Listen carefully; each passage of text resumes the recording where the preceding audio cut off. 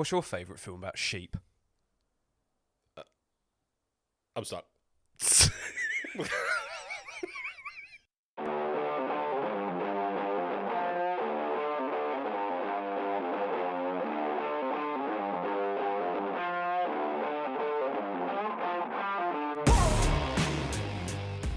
Hello, I'm Sam. And I'm Ian. And we welcome you to the latest episode of One Credit After Another, a show where we dive into the career of a filmmaker or actor and their latest project. One of Britain's favourite dames, Emma Thompson, has a new film out called The Sheep Detectives. The premise is this. A flock of sheep set off to solve the mystery of who murdered their beloved shepherd.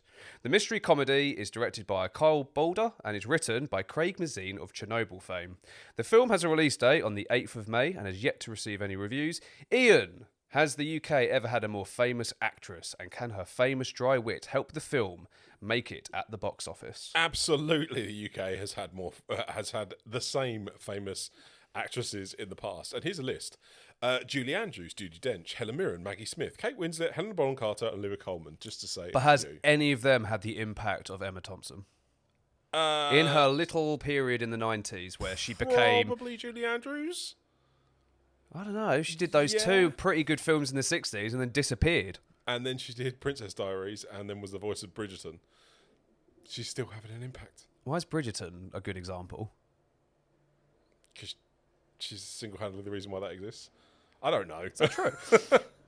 I would say the only contender that you mentioned... look, I Kate get... Winslet is pretty high up. No, there. She's not Emma Thompson level. I mean, you're only saying that though because She's the only writer. So, well, yeah, that's the whole thing. Is that like if you're saying a multifaceted approach, then definitely Emma Thompson's there. But she also wrote Last Christmas. Well, we'll get to that later. Yeah, exactly. Certainly her Last Christmas as a writer. And then in terms of the dry wit to help the film make it at the box office, yes, I think she's definitely got some crowd pull. Do you know much about this film?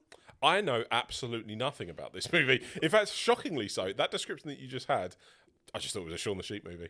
Well, I thought going into writing this script for this podcast, I thought it was basically a kids-friendly film, but there's literally the word murdered in the premise. You know what? There was also a part of me where I was like, is this the new Martin Madonna movie? I can completely understand that thinking. Exactly, right? And it's particularly when I saw like the range of people that are in this. I've seen a lot of stills of like Hugh Jackman basically nursing a baby sheep. Yeah. What are they called? Lambs. A lamb. I've seen like a couple of stills in that there, but yeah, literally the premise is just, to me, just completely unknown. Yeah. It'll be very interesting with just the complete lack of promotion and kind of idea of what the film's really about. But the writer is Craig Mazin, which we'll talk about later, because he's top money. Yeah, but I mean, in terms of like good box office draw, yes, I think a lot of people went to go and see Good Luck Leo Grande because Emma Thompson was in it.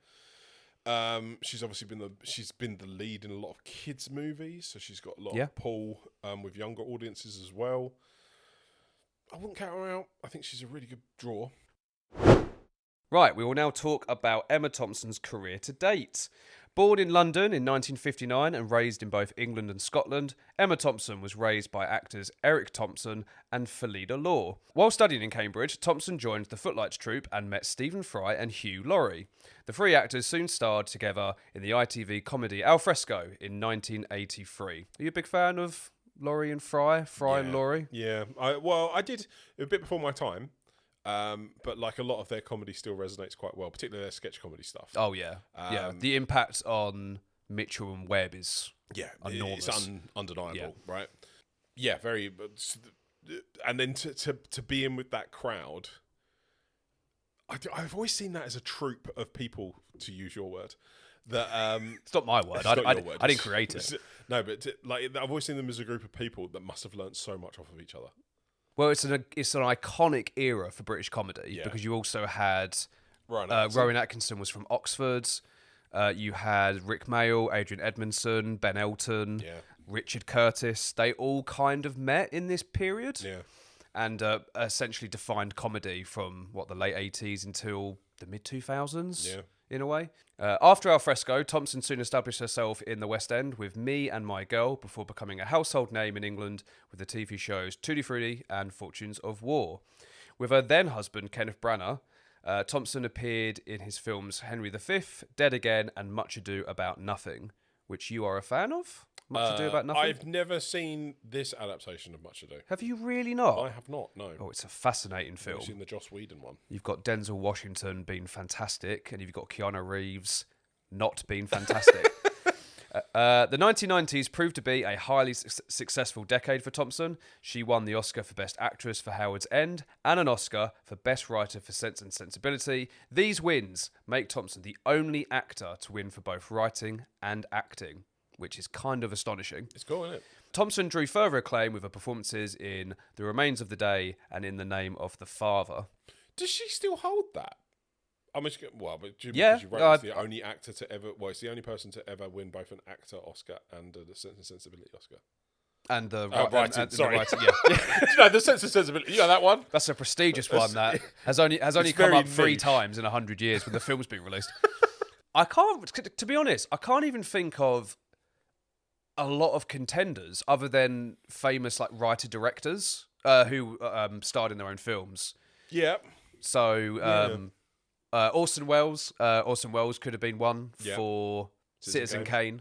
So yeah, I can't. I mean, off the top of my head, I can't think of anyone who would come close. I'm trying to just think of just really like a lot of writers, for instance, that have a screen presence. The only person up to that point is Jordan Peele. Yeah, but I can't imagine. I don't think he's done any films. I think he's just done a lot of sketch comedy as well. But other than that, who else? Woody Allen, but Woody Allen has mostly won for his writing. Yeah. I don't think he's actually won any for acting. No.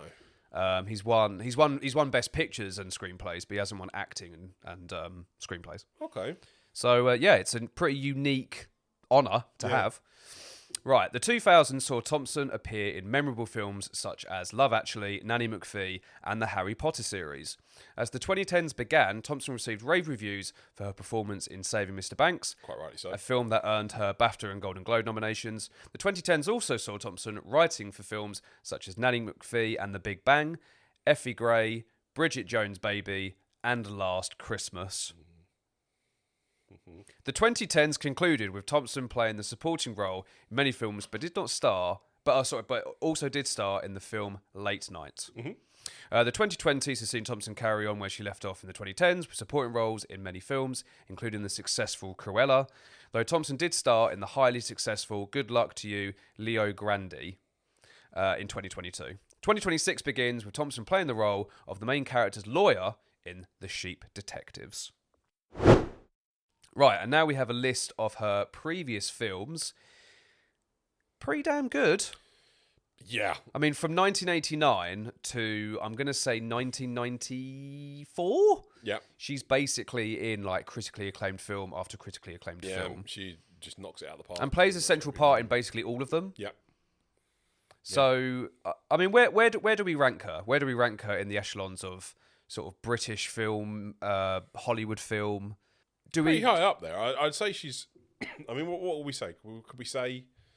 Is she Hollywood royalty, or is she just more Brit royalty? Well, this is the fascinating thing, because she's from the same era. She's from the same comedy chops as Hugh Laurie, Stephen Fry, Rowan Atkinson, Richard Curtis, all these people. Yeah. And I think that comes across because she's got very good timing. She's got very good timing, but is she famous for that? Is she famous for her comedy chops? Is she famous more for her serious acting roles? Because she has she's got a lot of variation in her career. Yeah. And a lot of the stuff that I think people would know her for is for much more of the serious stuff. Yeah. I mean, she has a shockingly good knowledge of period drama. Like I think that comes across like sensibility stuff. So I wouldn't turn around and say, oh yeah, she's not known for her comedy chops, because I do think that she's really good fun on screen. Like we just mentioned, she's got really good timing. I think she's just known as a good screen presence. Yeah, she's always good fun. Kind of nails it. Yeah. Like every time. I think the best thing that you can kind of see from this is you mentioned about Saving Mr. Banks. I will always hold that up as really high, because she's doing quite a serious character that has a lot of emotion. Like, it's quite an emotive role, but he's also very funny. Yes. And I think that's what Emma Thompson's known for. I think that, or we'll talk about Saving Mr. Banks more in a bit, but that is one of the most surprisingly good films I've ever seen. Yeah. Where you go into it very cynically. Yeah. Probably how the main character was, really, about the whole production of her novel. Yeah. But yeah, really surprising. But she always kind of pulls out the bag. Yeah. You don't really watch a film with her and think she was naff Yeah. or she didn't really belong in the film. Yeah. But as I say, she's got great range. I mean, obviously, she did a lot of Shakespeare early on with Kenneth Branagh. I was going to say, should we tackle this by decade, right? Because Sure. I think she's got fascinating decades. So let's go like pre-2000, right? Sure. I think that's a good era to start with. Well, 89 to 2000. 89 to 2000, yeah. Yeah. So she meets Kenneth Branagh through the theatre, because Kenneth Branagh has basically been living in the theatre for 50 years at this point. I think he still is. Kind of like defined mainstream Shakespearean productions since the 1980s. They got married and then they went on to appear in many films together that he's directed, namely Henry V, Dead Again, Much Ado About Nothing. I can't believe you have not seen Much Ado About Nothing with them two. No. We watched that in school. Oh, That was okay. like a big thing to watch in, I believe, history. See, now, when I did it, I'm not sure if it was history, I think it was in English. I did Frank Zeffirelli's Romeo and Juliet and compared it to the Baz Luhrmann. Oh, okay. That might. Oh, okay. Yeah. Right. I mean, I'm not a massive fan of Shakespeare in general, but I mean, it was a very big film for its time. Yeah, it's huge. I think it kind of established Emma Thompson in America, that film. Okay. I believe so. Her impact in America is very interesting. But yeah, at this point, she is very, very recognisable in England through her TV work, and then she's branched out to do films. All these films were very, very successful. Even did The Tall Guy, which is Richard Curtis written film. Okay. So yeah, she kind of mixes it up, working with her husband Kenneth Branagh, and sort of like sticking with her comedy English roots. And then we get to like Howard's End, Yeah. which is kind of a huge turning point. Yeah. One of the most highly regarded films of the 1990s in terms of like critical reviews. Obviously, it's got Anthony Hopkins in it, and they're like dynamite together. Yeah. They got really good chemistry. Yeah, and yeah, what's your take on this era of establishment? It's an impressive couple of movies, isn't it? Yeah, Howard's End, actually, looking at this, Howard's End was before Much Ado. Yeah. Yeah, so yeah. like so in terms of like, and then straight after that, she's then Remains of the Day, which obviously pairs her again with Anthony Hopkins. And then straight into In the Name of the Father. Now, the reason why I've added those two on here is because I don't think you can ignore just what a sillily good run that is to start a career. That's kind of nuts. Like, that's not bad. That's like, I mean, that's not just Metacritic green, right? That's above. That's this like, is like is there Metacritic gold. Gold, yeah. Yeah, you know. Meta gold. It's insane. So Howard's End's got a score of 88. Much Ado, 80. Remains of the Day, 86. Name of the Father, 84. And all of these are Oscar-winning films, like time and time and time and time again. So she very much established herself in the 90s. Yeah. Well, I would say it would probably be more kind to say this is 89 to 95. Okay. I would probably say. Yeah.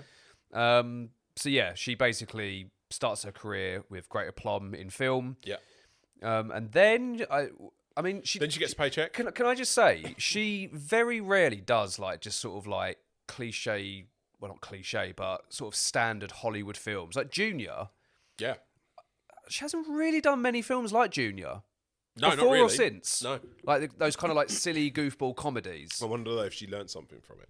I think I she wonder if did. there was a point where it's just like, I did it once and it wasn't really my thing. Well, have you seen her reflection on this on Graham Norton, No? where she basically like slaughters Arnold Schwarzenegger's acting? No. Yeah, she's like, oh yeah, he's awful, darling. He's awful. I was like, how dare you? I mean, the film is Nice to meet you. I mean, the film is Emma. kind of. I mean, I can only imagine that Arnold Schwarzenegger was probably rather inappropriate during this film. I mean, Okay. he is pregnant for a lot of it, Yeah, true. so it's probably. What's your take on Junior? I have not seen that film in so. Are they still getting a sequel? Oh, certainly not. Yeah, No, I- the triplets film. I think there is a Junior. Oh, no, that's movie coming twins, out. sorry. There is Junior 2 coming out. I think. No, can't be. I don't want to see that. No one wants to see that. There's an absolutely horrifying dream sequence where Arnold Schwarzenegger gives birth to a younger version of himself. Yes. And the CGI, very early into the CGI era, and it's very bad. Okay.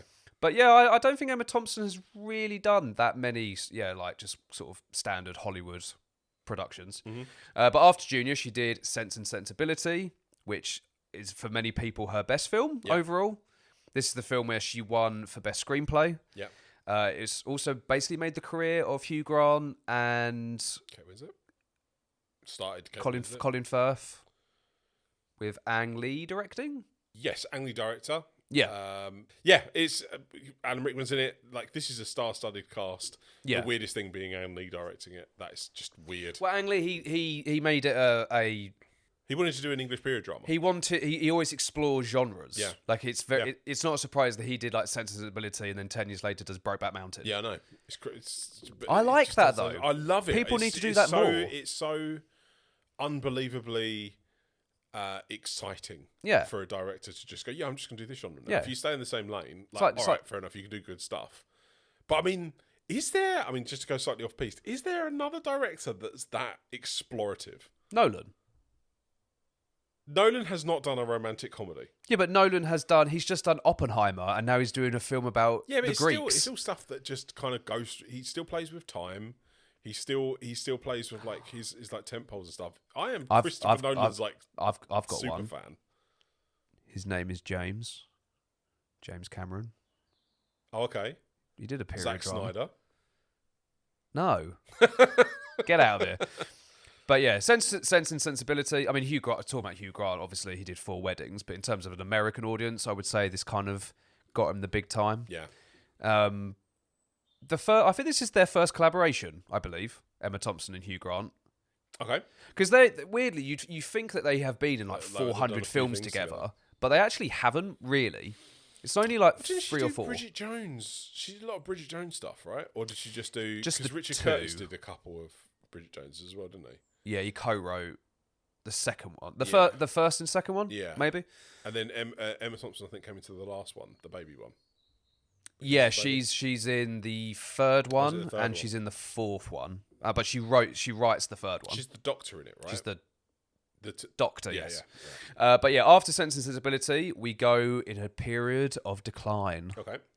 Or would you call it a decline? So she is in she's in Primary Colours, Oh, which is John a Travolta movie. Mike Nichols, John Travolta film. Okay. And I always kind of see this in my head as the end of John Travolta's renaissance. I was going to say, yeah. This feels like this. After this, he did Battlefield Earth, I believe, and it was Okay. never the same Never again. the same. But yeah, she Maybe did this Baby. film, and then she didn't really do anything noteworthy. She did Treasure Planet. So I think Treasure Planet is noteworthy because it is, I think it's underrated. Well, we'll see if you still think about that later. And then she does Love Actually, which, would you say Love Actually is her most famous film Yeah, without a doubt. with the with the mainstream? Yeah, everyone in that film is probably their most famous film. That's so interesting, isn't it? Yeah, is like because it's there every year and people know exactly what it is. What I would say is Emma Thompson has the best performance in the whole film by a country by mile. a landslide. And what I also find fascinating is that performance is so good. I genuinely don't think that film would be remembered if it wasn't for that scene. Ooh, do you because think? it's so iconic and it completely changes the tone of the movie that it takes it from being a potential Valentine's Day or New Year's Eve or something like that and makes it just this iconic Christmas movie that has a bit of a car crash in it, you know? Do you know the story behind that scene? No. No. Go on, enlighten me. So I'll make the start of this brief. So obviously, Kenneth Branagh and Emma Thompson were married. He then had an affair, very famous affair.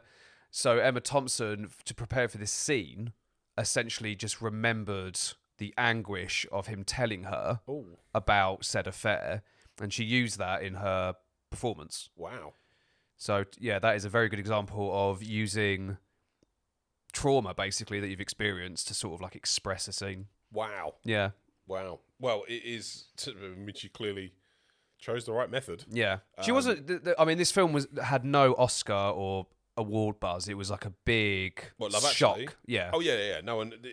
I don't think anybody knew it was going to be as successful as it was going to be. But yeah, Richard Curtis's directorial debut. Again, it's also a very famous film for Liam Neeson, Hugh Grant, Andrew Lincoln, Yeah. Keira Knightley. Which is still probably one of the most troublesome sequences in a movie of all time. If we haven't done Keira Knightley yet, have we? Not yet. Well, one day.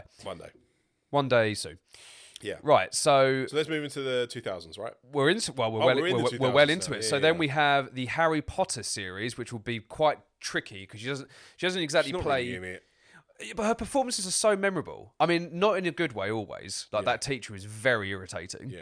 What's your take on the Harry Potter series in terms of using the amount of iconic British actors and actresses? I mean, do you think there are so many people in it. People just become throwaway. Do you think it's distracting to a point, or is it just not that important? No, I don't. Like you don't watch this scene and you think, "Oh, it's Emma Thompson."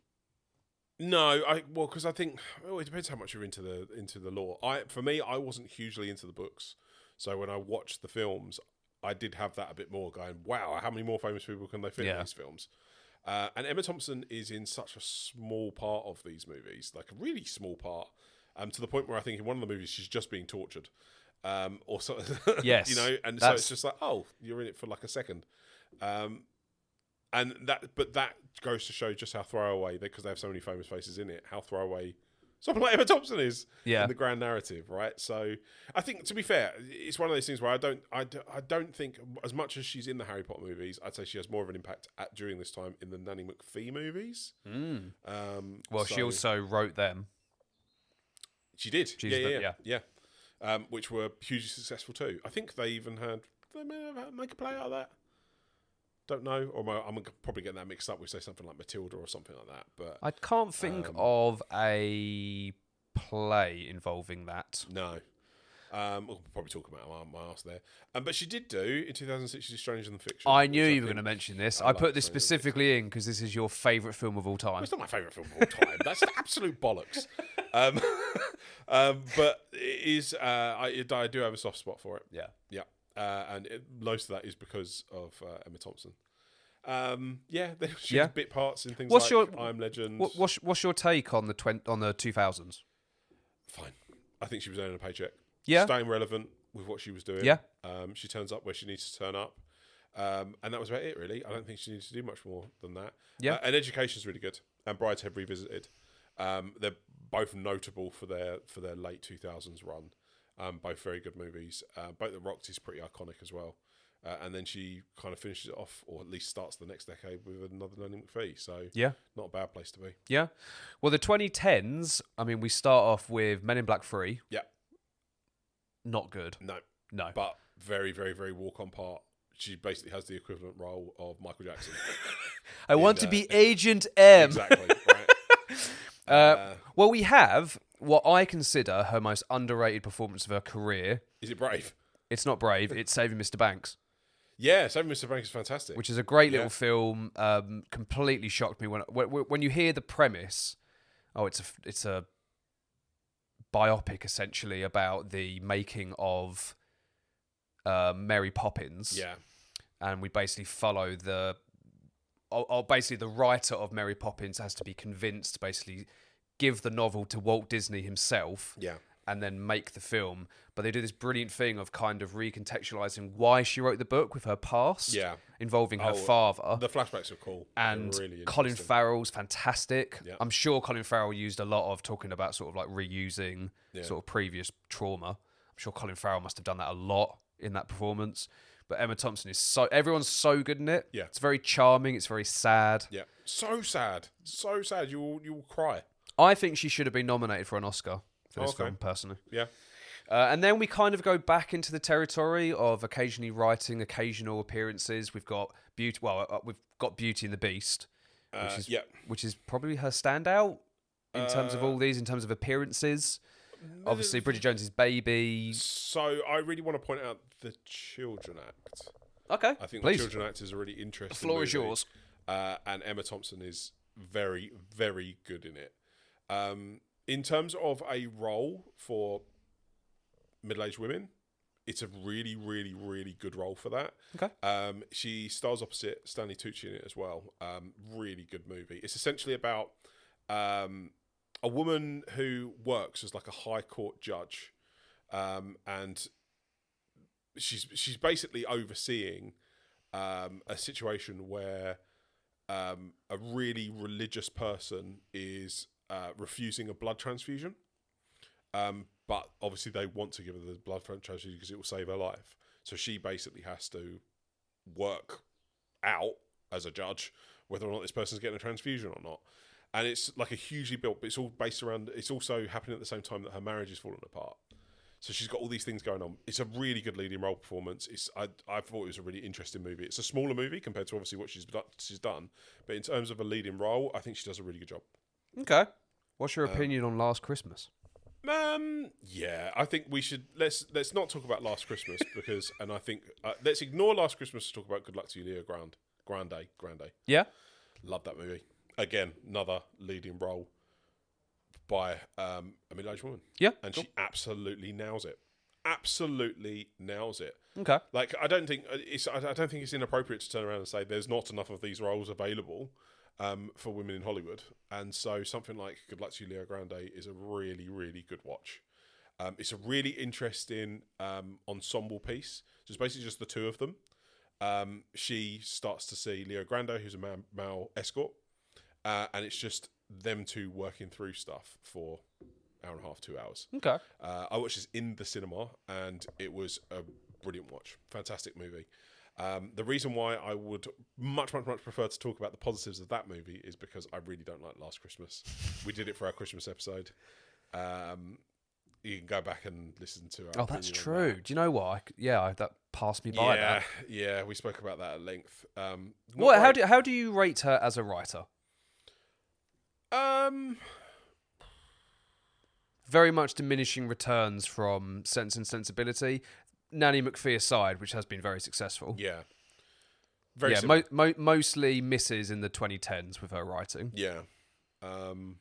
Which is a shame. Yeah, big shame. Real shame. Because she's But she's clearly a busy person, right? Yeah. You just have to look at her credits and just go, well, she's probably not going to sit down and write the next thing if she's also acting, if she's also doing other stuff too.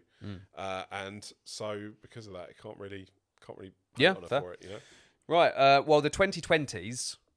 Again, I mean, that's Leo Grande, right? Leo Grande is the standout. She was also in Doolittle, which is one of the biggest flops of the 2020s. Which Cruella. Let's not get you started off on Cruella. Cruella the more you talk is about Cruella, you have the ability to be able to just turn everybody off of that movie. Look, I do think just to stay on the 2020s, we're just going to ignore it for now because you hate Cruella. And before you get on a rant, have you seen Dead of Winter? No. So Dead of Winter, I think, is going to be really interesting because it's basically a new genre or the potential for a brand new genre movie. It's basically a combination, if you've seen it, of Mike Flanagan's Hush and Taken or John Wick.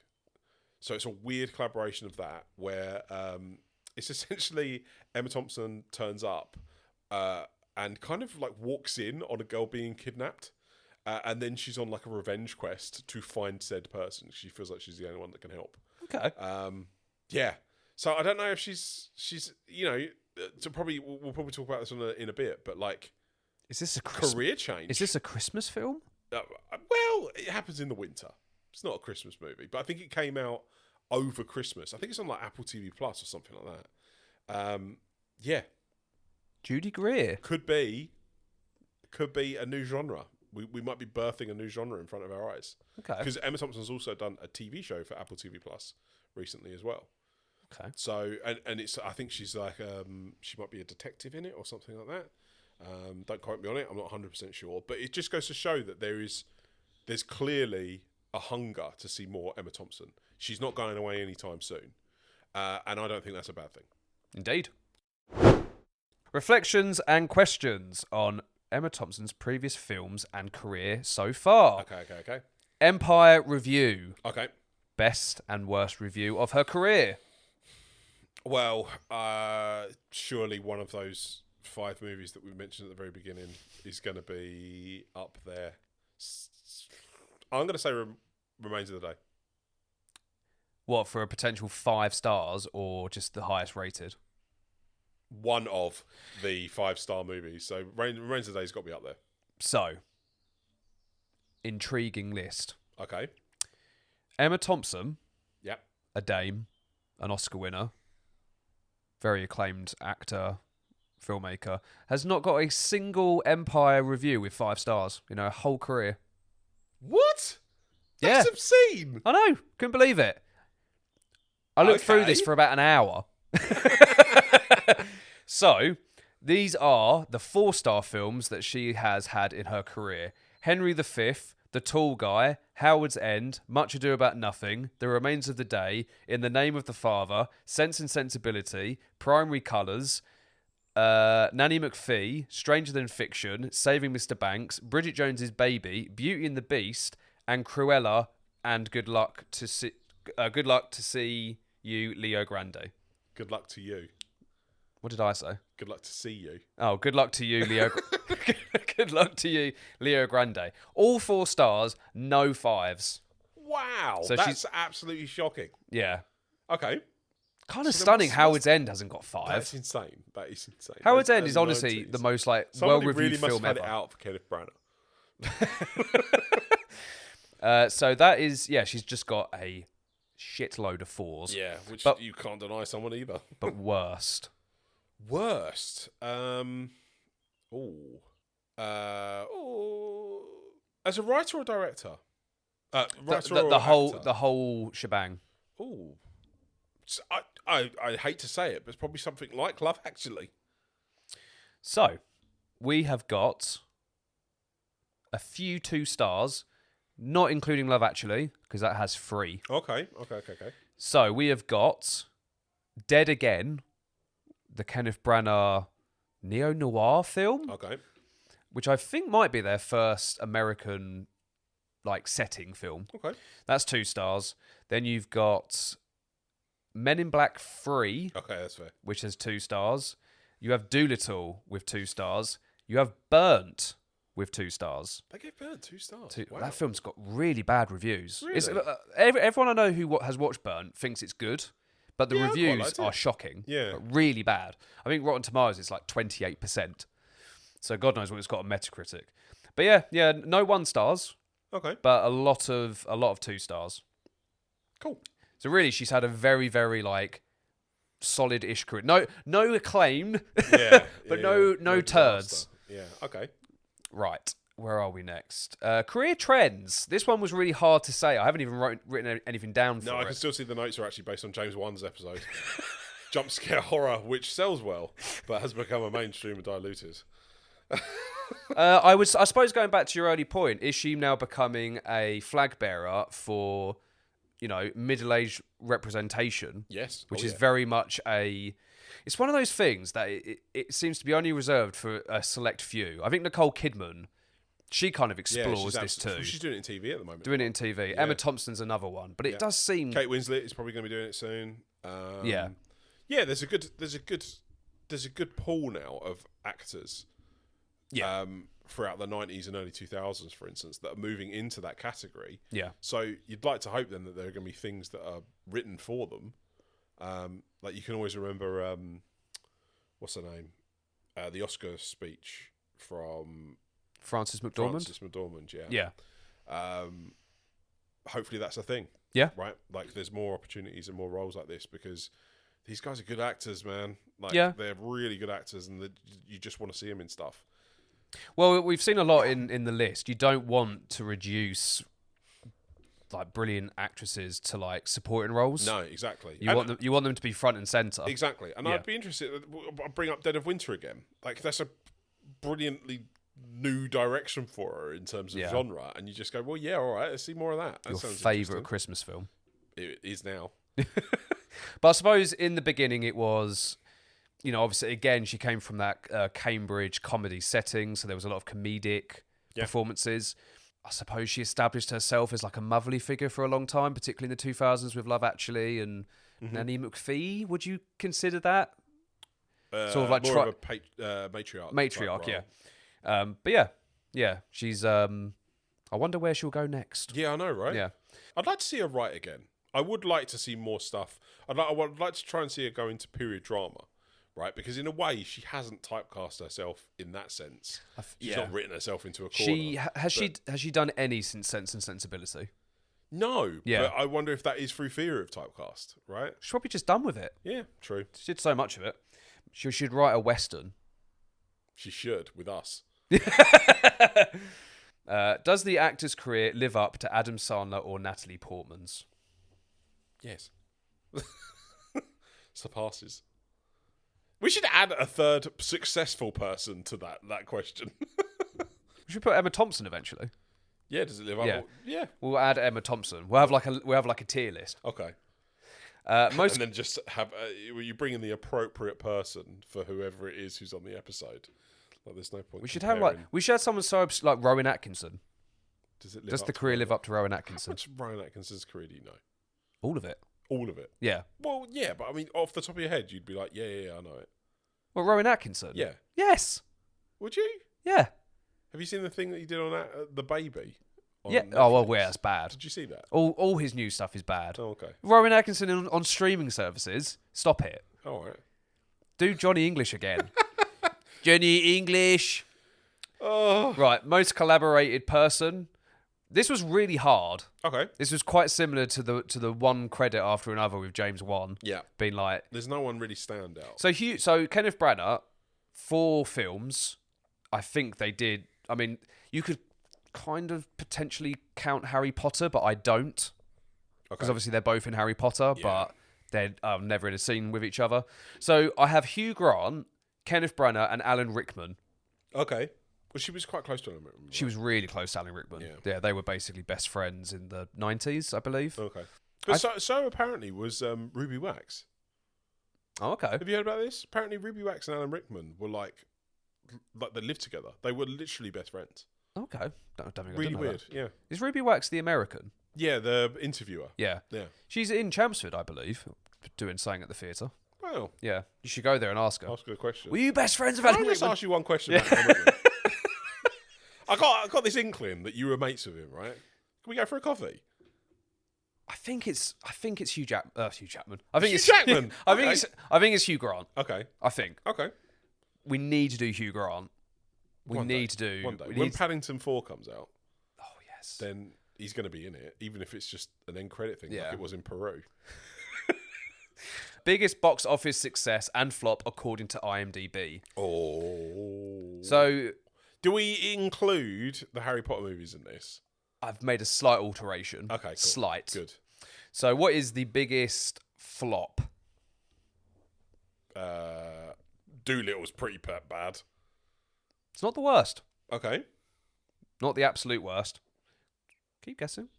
Right. Guess while I double check What were some Doolittle. of the other ones that she did. I think Junior did quite well for itself. Some of these Oscar bait movies some of these Oscar movies that she's in, for instance, like some of them don't always earn money. Then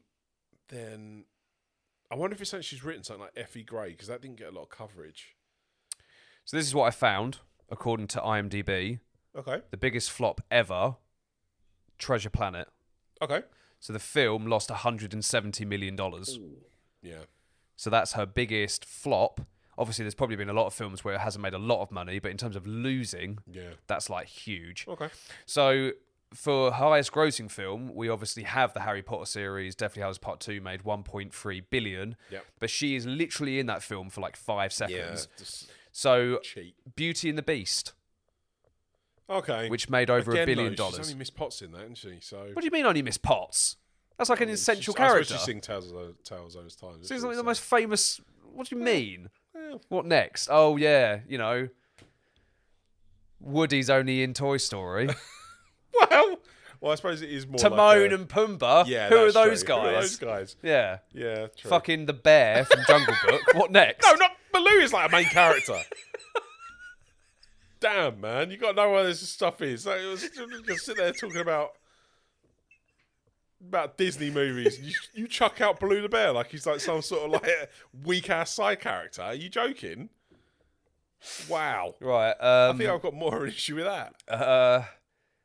Right. Okay. Right, where are we? So Sorry, yeah. Treasure Planet. I mean, Treasure Planet's okay, the flop. that's Beauty the and the flop. Beast is the winner. Okay. If they were making a film about Emma Thompson, who would play them? Lily James. No. All right. I mean, to be fair, I've watched Lily James and anything, even the Sky adverts. No, Lily James. It's really hard to. Lily James is too cute. How about Gemma Arterton? Who's that? You don't know who Gemma Arterton is? Oh, of course I do. Yes. Who's Gemma Arterton? Are you joking? Emma Thompson's very unique because her personality makes so much of who she is. Yeah. And there's not many actresses who are very famous who are as funny as she is. She's also very tall. Do you know what I mean? It's very like... Yeah, but Lily James is really tall. Who's playing the new Professor McGonagall in Harry Potter? Because she's really tall too, and she looks a bit like her. Although obviously they're about the same age, I think. I have no idea. Oh, I've got Elizabeth Debicki. That's probably the only one who I can think off the top of my head. Oh, that's a good shout. Yeah. Because Elizabeth Debicki's got quite good comedy chops. Yeah. She's very tall, and yeah, she has that kind of presence that Emma Thompson has. Great shout. Okay. Yeah. Could the actor have done a better job than Tom Hardy and Locke?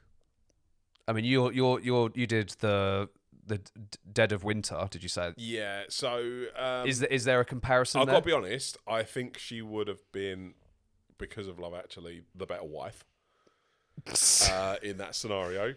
You can't deny that scene is so good and so powerful. Yeah. That like she could replace Ruth. I can't remember her second name.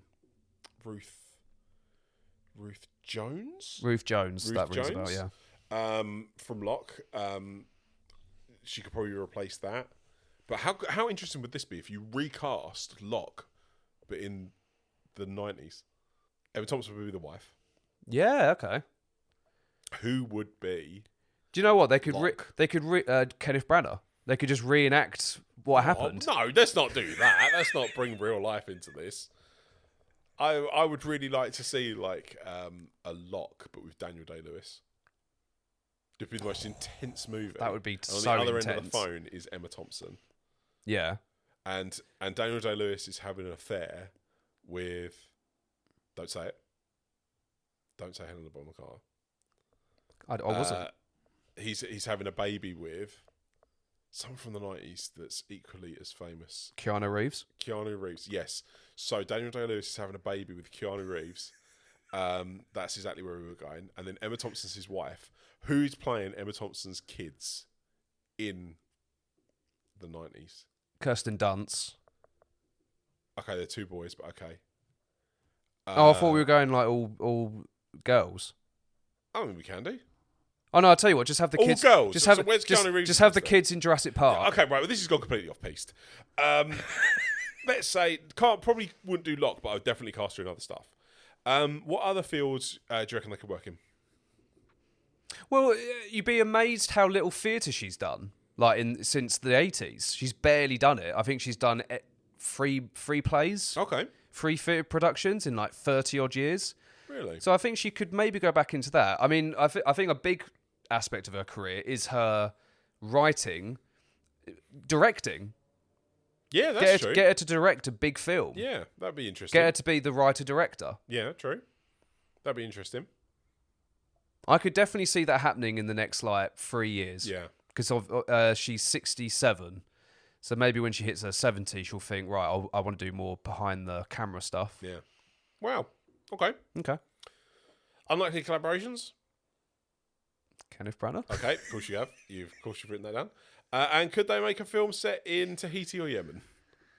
Oh, of course. I think that... You know that film Harrison Ford did? With where he gets stuck on an island. Is it 7 Days and 7 Nights? Yes. That would have worked much better if it was him and Emma Thompson. Okay. The comedy in that film would have matched her a lot more. Yeah. And she's not like horribly younger than Harrison Ford, where it's like creepy, like it is in that film. Yeah. So I always think like maybe it's not too late to do a sequel with Emma Thompson now with Harrison Ford. I mean, didn't Sam Raimi In just do Yemen. a sequel of that movie? Send Help. Like, I think Emma Thompson would have been a really good replacement for Rachel McAdams in that movie. I think she could have absolutely pulled that off. It's tricky because of her age.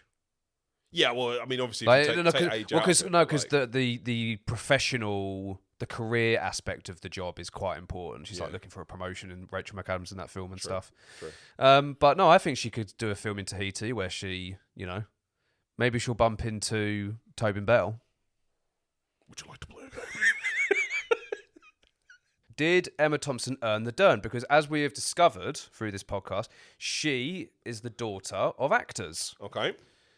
And a sister of an actor as Yes. well. We can't forget. Who's obviously very famous for her performance as the evil stepmother in EastEnders. EastEnders, why not?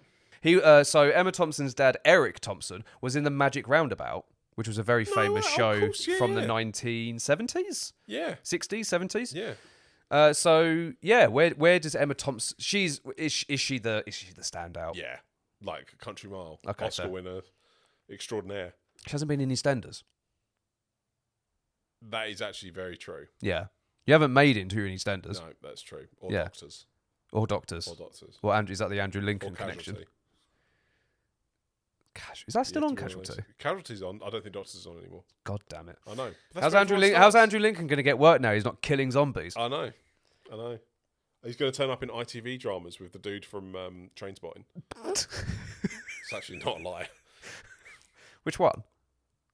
What, the guy from Trainspotting Yeah. or the ITV drama? Both. Yeah, that's actually a thing. Yeah, I know. I think she earned the Dern. She's earned it. She's the earniest of the derniest. So, final discussion on The Sheep Detectives. Our feelings towards it, along with Emma Thompson. The big draw of the film, I would say, is Craig Mazin, who, of course, in the last... Is it Mazin or Mazin? We're going Mazin. Okay, we're going Mazin. Over the last 7 years, he has created Chernobyl, which is possibly the greatest miniseries of all time. He's also done The Last of Us Part 1 and 2. I mean, his career before that is kind of hilarious because he just mostly did... he mostly wrote spoof films in like the 2000s. And I think he wrote like The Hangover Part 2. Basically, all his stuff was like rather bad. Okay. And then he just completely flipped his career. But this is kind of... Is this a British film? Well, it's American money. Okay. Because with something like Sheep Detectives, you would have imagined it might even be, say, someone like New Zealand. I don't know why. My brain went straight away to say somewhere like Wales, which is synonymous with sheep. Whereas, but it could easily be sheep farming in New Zealand, and it's got Hugh Jackman in it, it's English. Most of the film took place in Buckinghamshire, Hertfordshire, and Surrey. We do have news. Okay.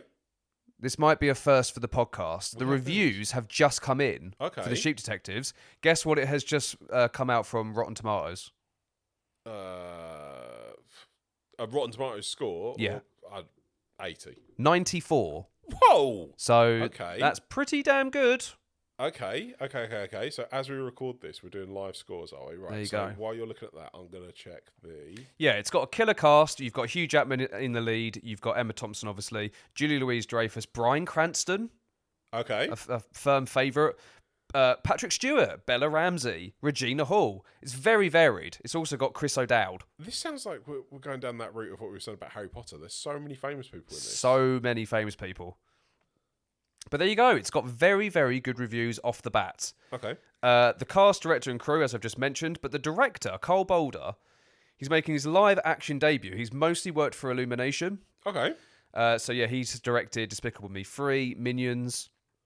So it's a big step for him. Yeah.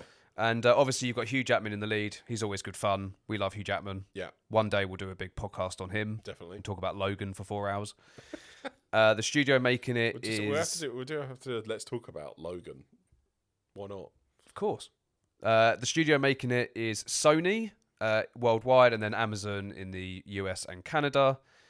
Ian, for theatrical release? Would you reckon that'll be straight to streaming? That's really interesting. That's very unusual for a movie to go down distribution of Amazon in the US and Canada, and a theatrical release everywhere else. That's unusual. Okay. Because normally the biggest market is the US, so you want to get a couple of screens over there. There's a lot of British film that makes its way over. for that very reason. So I wonder if it could be straight to streaming. Or, to be fair, Amazon are pretty good with their theatrical releases, so it could be interesting. I'm potentially reading into that a little bit too much. Amazon, they're in good form. Yeah. They know they know what they're doing. Yeah. Ian, predicting the box office return. I mean, we've just found out that the reviews are very good, so maybe that will get bums on seats. Interesting, right? So we are talking end of April, beginning of May, right? So grand scheme of things, it's not going to be positioned as a must-see at cinemas, so it's probably going to be counter-viewing for people. So people that don't know, counter-viewing is if you've got a big tentpole blockbuster, this runs on the opposite side, so that while the kids are seeing the blockbuster, the parents are seeing the counter. So it just makes sure that there's something running against some of the big guys. So it could be that, because Michael's out this weekend, which has also had, or last weekend, and that had a ridiculously big opening weekend. So it might be anticipating the tale of Michael or something like that. Like, might pick up a bit there.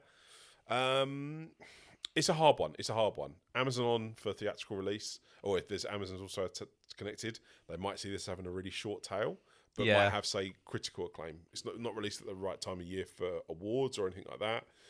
So it's a tough one. It's a really tough one. Sorry, that's my box office analysis. To start it off, well, we don't have a budget, and I mean, it's got a huge cast, so I imagine the budget's pretty big. Craig Mazin must be in big demand. But you say this, I don't know. It's one of those, if it's a real grassroots movie, then this could have been an easy slot between two tentpoles kind of film.